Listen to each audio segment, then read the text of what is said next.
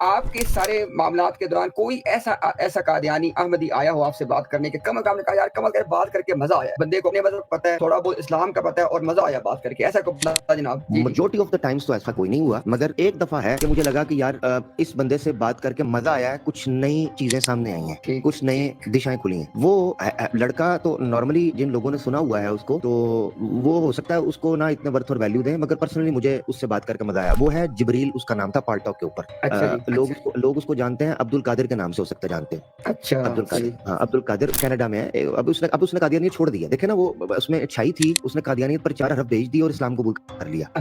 وہ تھا گھنٹوں بیٹھ کے 8 9 10 گھنٹے بیٹھ کے وہ بندہ ڈیبیٹ کیا کرتا تھا مرزا غلام احمد قادیانی کی کتب کے اوپر۔ یہ کیوں ڈرتے ہیں؟ میں آپ کو گارنٹی کرتا ہوں جس دن انہوں نے حیات و وفات اور ختم نبوت اور اجراء نبوت کی ان ڈیلے ٹیکٹک سے ہٹ کر نفس مسئلہ کے اوپر ایشو پر ڈیبیٹ کرنی شروع کر دی نا، تو یہ 6 سے 7 مہینے نہیں گزریں گے، قادیانیت کا 4 ارب بیچ کر سائڈ پہ آ جائیں گے۔ یہ ڈرتے ہیں۔